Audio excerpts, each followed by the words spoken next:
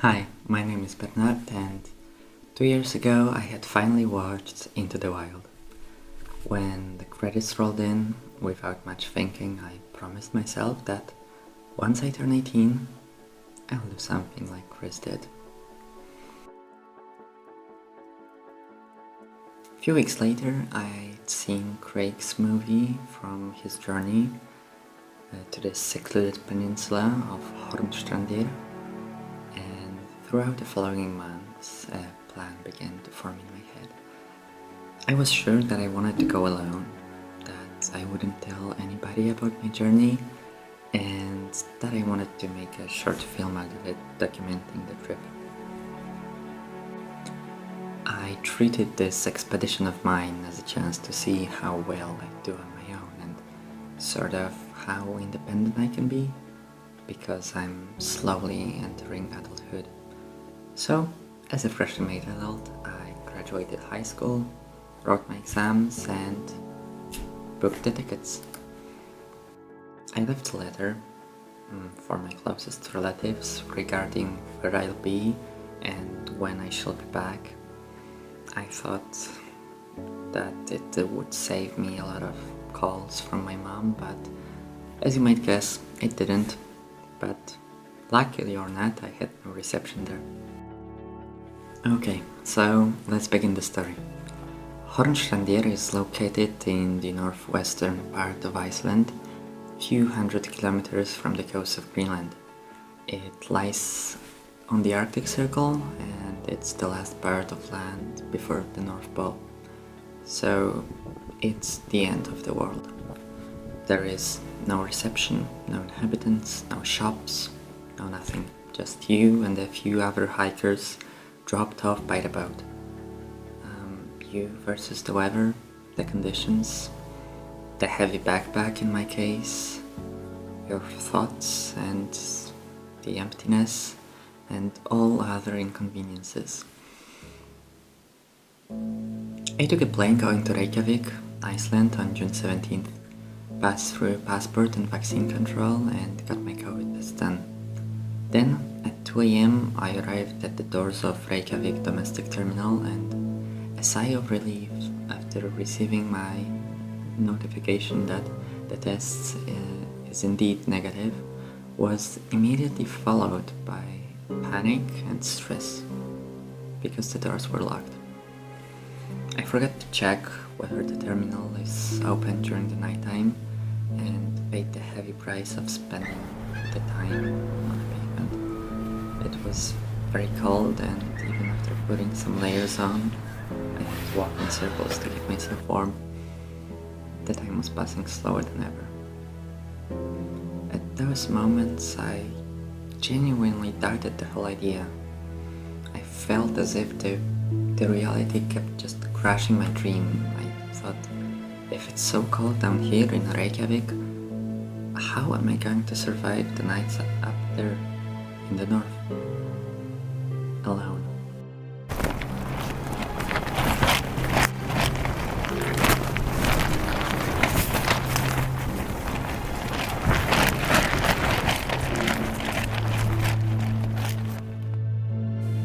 When the doors had finally opened, I boarded the morning plane going to Ísafjörður, where I planned to catch a boat to Hornstrandir in the afternoon. I had food for 6 days in the wilderness, but still had to stock up on some bread, chocolate, and a gas for my cooker. Everything was going according to plan, and I like when things are going according to my plans. But the moment when I went to the ranger's office, something was off.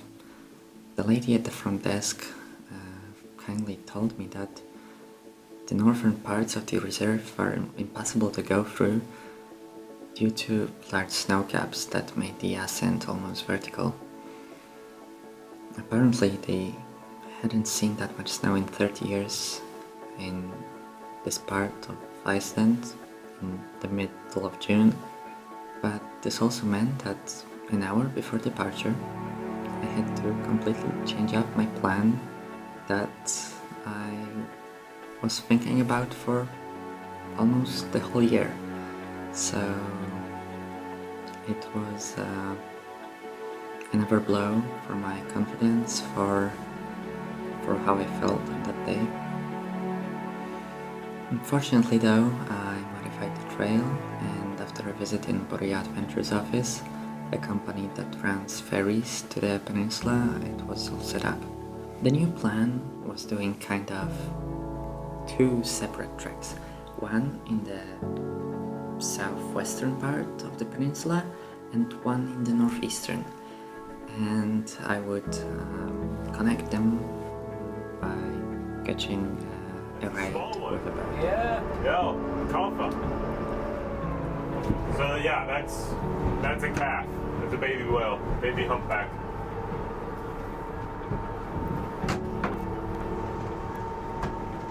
Is it a reasonable thing to do?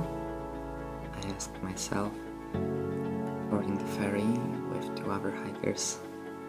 I didn't know, so I just replied, "It's exciting for sure," to the voice in my mind.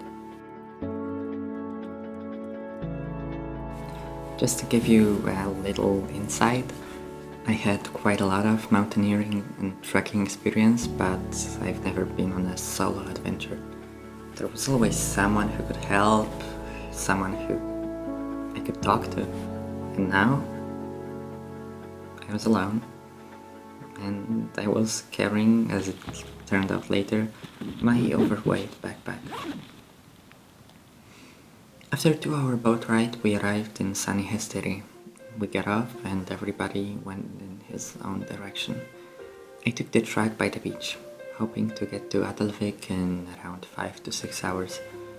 The feelings that were in me at the time are really hard to describe, to be honest. I felt my knees crashing under the weight of the backpack, and the thoughts of actually going into the wilderness all by myself. But I was free. The ocean was on the left and the hills on the right, not a single soul inside. I was free and I felt free.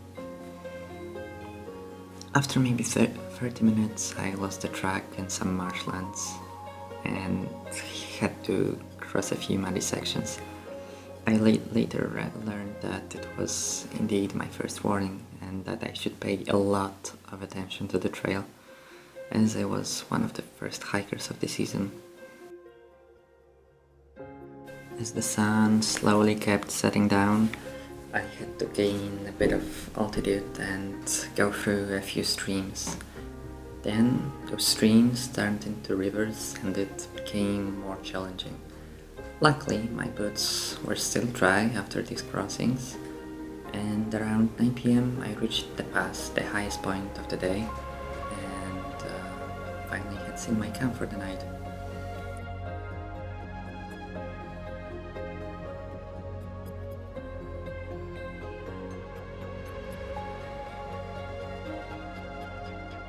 But let me tell you, that descent was one hell of a descent.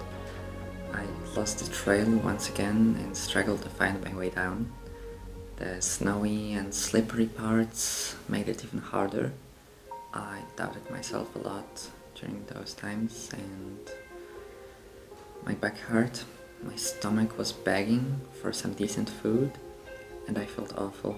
I was sleep deprived as I didn't sleep for, I guess, almost 48 hours. I was hungry and tired. I guess despite all of the inconveniences, I'd managed to go somehow, but then the rain came. It wasn't a storm, but the droplets were piercing through all my layers and they felt like needles. It was very unpleasant, and it was almost midnight when I arrived at the bay, at the place where I was supposed to put up my tent.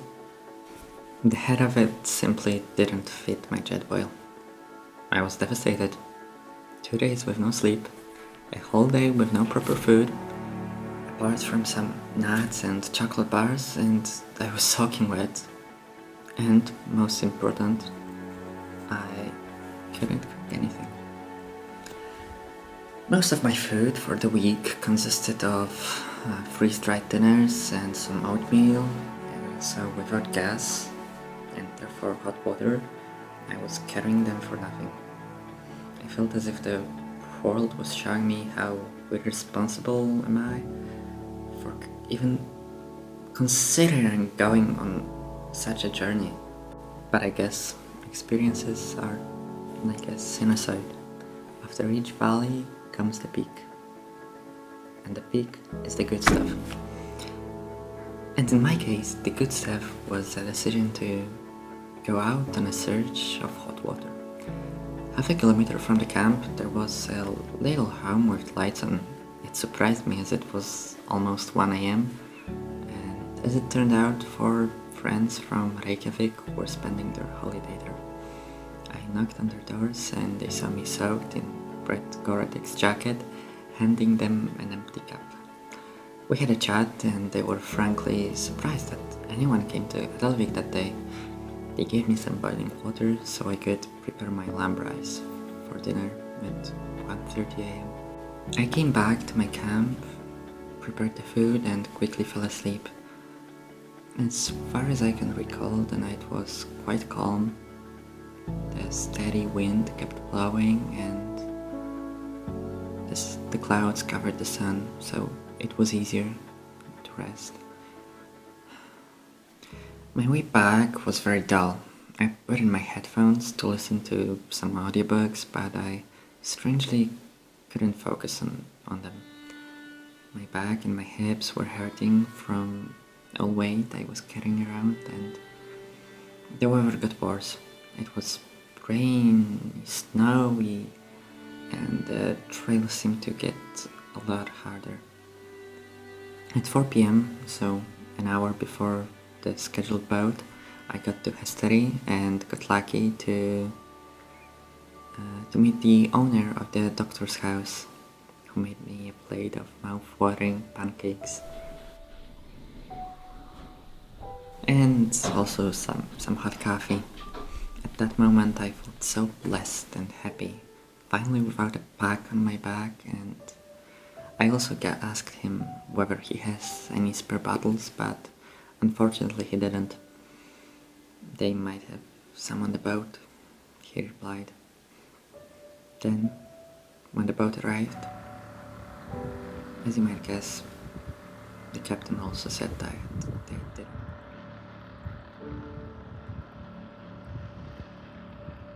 My sad mood came once again when I was approaching possibly a day or two without hot water, ergo no decent food. At least the sun was shining through the layers of clouds and we could enjoy some views.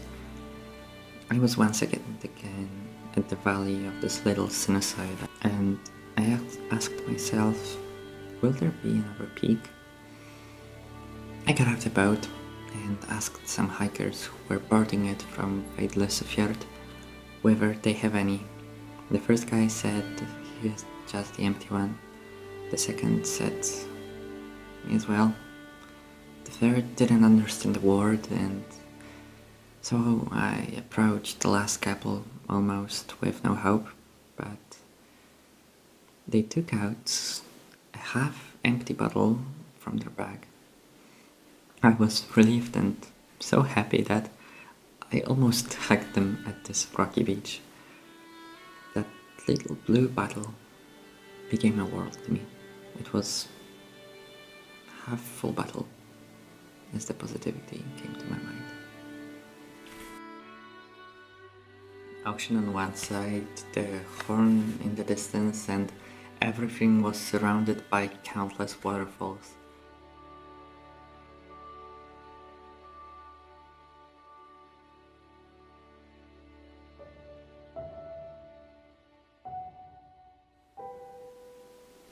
As the evening came, the clouds began to form, and quickly afterwards, the rain came. I woke up 11 hours later, and it was still raining. It was pouring for the whole day. It was too dangerous to go to the steep cliffs of Horn in such a weather. They seemed so close, but I felt with each passing hour they are becoming more and more unreachable. The Horn was supposed to be the highlight of my trip, the jewel in the crown. And so I waited. At 8 p.m. it slowly stopped raining. I went to the ranger's office and asked her if going in the night is safe and where shall I cross the biggest river of the Hornstrandir. She replied that actually in 2 hours it should be low tide, so I might try to cross it at its mouth at the beach. And so I packed my bag and took off. I felt new energy pulsing from my body. The sun was slowly setting, even though that night it wouldn't even touch the horizon. I was wandering through long black sand beach and the views were incredible. I was following the footsteps of an Arctic fox and possibly its cub. I crossed a few streams and thought, it's indeed low tide. The river was a piece of cake.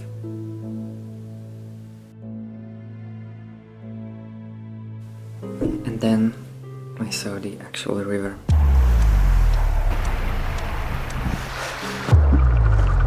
It was around 15 meters wide and maybe knee deep, but the water seemed fast.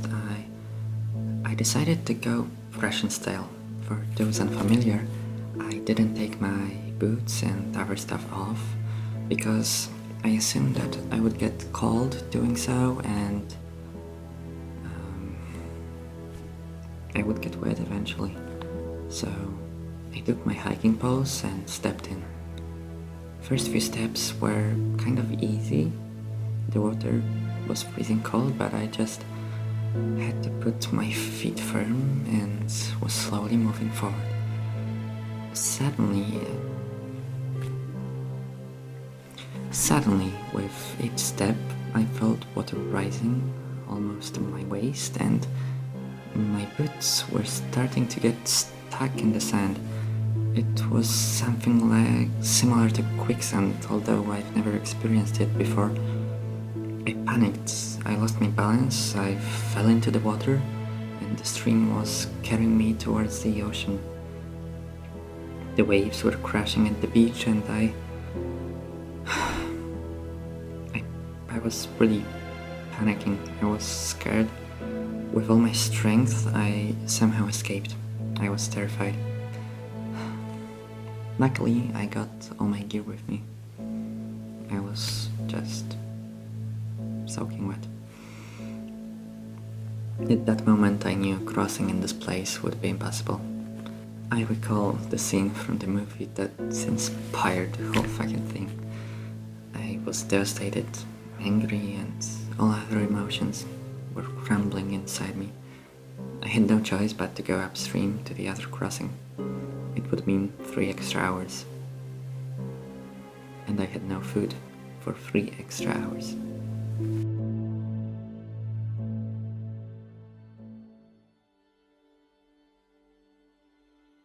The following hours surprisingly turned the tide. Once I crossed the river, It seemed as if the world had changed.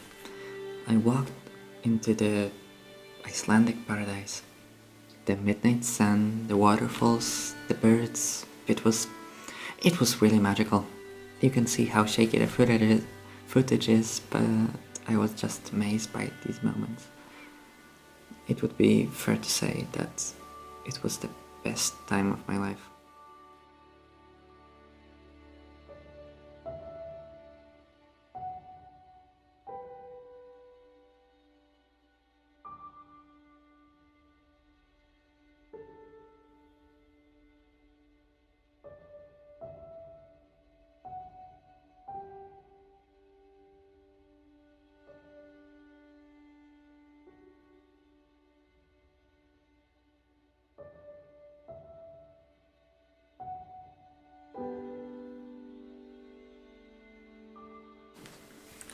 The ascent to the Horn was pretty tough and steep, but I was walking with new motivation.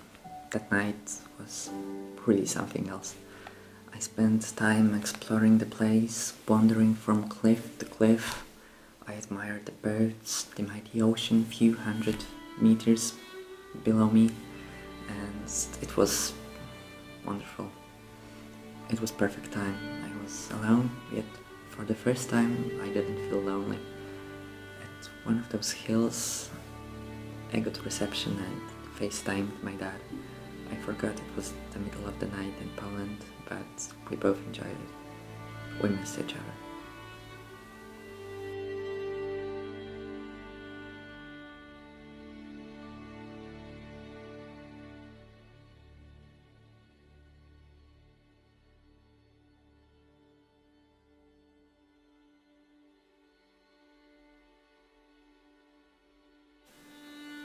The last day or two consisted of going back to Fjord. In the evening of the same day, I went to the Horn. I departed for the fjord. I had to go quickly, because early in the morning a boat was supposed to arrive. I was tired. I just wanted to get my backpack off, but the world decided to serve me a dessert on a journey of mine. The weather was awful. Rain turned into snow, and the snow turned into snowstorm. Everything was wet, especially my boots after the adventures of the past night, and knee-deep snow and sketchy icy crossings were even more dangerous. I couldn't see for more than 15 meters ahead, maybe 20. And after 2 hours into the trek, I saw somebody. A silhouette of the man appeared in the distance. It was a guy in his mid-40s with a giant, maybe 85 or 90 liter backpack, slowly wandering in my direction. We talked for a bit, and then we realized that we are both Polish. It was nice to speak a native language, especially in such a situation. And he warned me that the conditions are worse up and that the route that normally takes 4 hours will definitely take me 12. I became very much worried. I used all of my food supplies for the day. The ascent was hard but quite adventurous, to be honest. I woke up my inner child when sliding down on the other side of the pass, and the walk was generally tedious. I lost the trail numerous times, but I got to the camp just before midnight. I set up my tent and fell asleep. It was almost the end. Next day I packed my stuff, chatted with the Canadians who were camping close by, and at 2 a.m. our boat arrived. It was truly the end. I stepped in the cold fjord water and hopped on a pontoon. I was proud of myself. I did a lot of mistakes on the journey, but I felt that I accomplished something great. A small tear formed in the corner of my eye as we were going back to Isafjord, to civilization. I became really attached to the place by this invisible sinusoid of experiences. I guess I could talk about this adventure for hours and I still wouldn't cover all of the stories in one video, so feel free to ask me questions in the comments. Oglądam jak skaranie boskie. Nie byłem nigdy w tym miejscu.